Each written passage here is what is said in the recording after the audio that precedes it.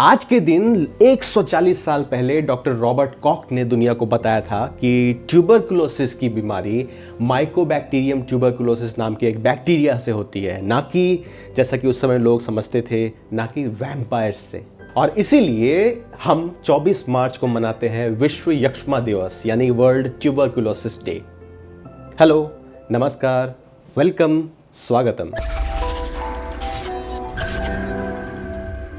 Tuberculosis यानी यक्ष्मा, जिसे हम क्षय रोग भी कहते हैं, एक संक्रामक बीमारी है, एक इन्फेक्शियस डिजीज है जो कि एक बैक्टीरिया के कारण होती है। इसका इलाज भी संभव है और रोकथाम भी, ट्रीटमेंट भी, प्रिवेंशन भी।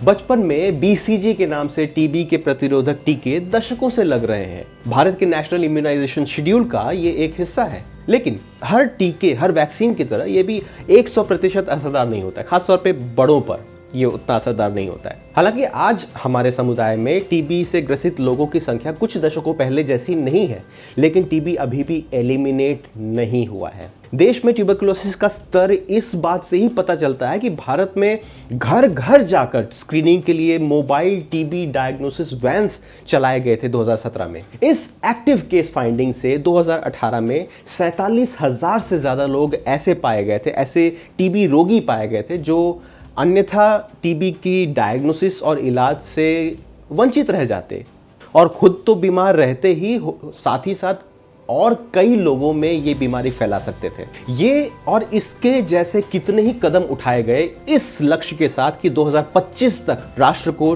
टीबी मुक्त बनाना है, नेशनल टीबी एलिमिनेशन प्रोग्राम के साथ और एंड टीबी के हैशटैग के साथ। नए युग के तर्ज पर वेब बेस्ड सर्विसेज इनिशिएटिव्स जैसे कि .99 और निक्षय प्रोग्राम, ये सब भी चलाए गए। फिर आई ये कोविड-19 महामारी और एक दशक में पहली बार पूरे विश्व में 2020 में टीबी के कारण होने वाली मृत्यु का आंकड़ा पिछले वर्षों के मुकाबले बढ़ गया। और उससे भी बड़ी और गंभीर बात ये कि टीबी की रिपोर्टिंग कम हो गई।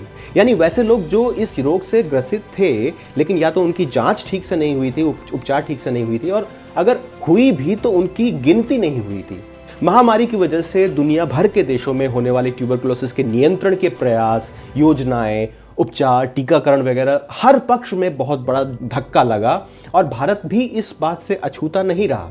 महामारी के बारे में तो हम आज भी ये नहीं कह सकते कि कब खत्म होगा, कब ये पैंडेमिक खत्म होगा, लेकिन लगभग 2 साल से बाकी बीमारियों पर से सिर्फ हमारा ध्यान हटा है, बीमारियों का हम पर से ध्यान नहीं हटा है। हर खांसी कोविड नहीं होती। टीबी के प्रकोप को भी गंभीरता से लेने की जरूरत है। जानने की बात यह भी है कि माइकोबैक्टीरियम ट्यूबरकुलोसिस से संक्रमण होने से सीधे टीबी रोग ही हो जाए ये जरूरी नहीं। कई लोगों में लेटेंट टीबी होता है, यानी शरीर संक्रमण से लड़ रहा होता है और रोग को आगे बढ़ने नहीं देता, इनके कोई लक्षण नहीं होते। और यहीं पर बात आती है उनकी जिनके शरीर की रोग प्रतिरोधक क्षमता या तो डायबिटीज या तो HIV एड्स जैसी बीमारियों के कारण काफ़ी कम हो जाती है। ऐसे में टीबी उनके लिए प्राणघातक हो सकता है। और या अगर आप धूम्रपान करते हो तो टीबी रोग की गंभीरता बहुत ज़्यादा हो सकती है। जहां गरीबी और कुपोषण हो वहां ये रोग बेरोक टोक फैलता है। लेकिन टीबी कतई सिर्फ गरीबों का रोग नहीं है और ना ही टीबी सिर्फ फेफड़ों की बीमारी है। आंत, हड्डियां, गुर्दे और शरीर के अन्य हिस्सों में भी टीबी का ये बैक्टीरिया अपना घर बना सकता है। इसीलिए जरूरत है जागरूकता की। आज भी कितने ही लोग इस बात से अनजान हैं कि क्षय रोग की जांच और चिकित्सा सरकारी अस्पतालों में निःशुल्क होती है। कितने ही लोग स्वच्छता और वायु संचार यानी वेंटिलेशन, इनके महत्व को नहीं समझते हैं। रेस्पिरेटरी एटिकेट यानी खांसते या छींकते समय नाक और मुंह को कोहनी या रुमाल से ढकना, घर को हवादार बनाए रखना और स्वच्छता पर पूरा ध्यान देना, और अगर कोई बीमार है तो उसको तुरंत सही उपचार देना। बस यही तरीके हैं टीबी से बचने के लिए। और इसके बावजूद रोग अगर हो जाए तो इसको छुपाएं नहीं। टीबी छूने, साथ खाना खाने या साथ रहने से नहीं फैलता। टीबी मरीज को जरूरत है आपके प्यार और डॉट्स के पूरे कोर्स की। टीबी से दूर रहें, टीबी के मरीज से नहीं। ट्यूबरकुलोसिस एक बहुत ही महत्वपूर्ण विषय है जिस पर चर्चा होनी चाहिए और जागरूकता बढ़नी चाहिए। मैंने इस वीडियो में जो कुछ बातें बताई हैं, इसके अलावा आपके मन में बहुत सारे सवाल हो सकते हैं। कमेंट सेक्शन में चर्चा जारी रखिए।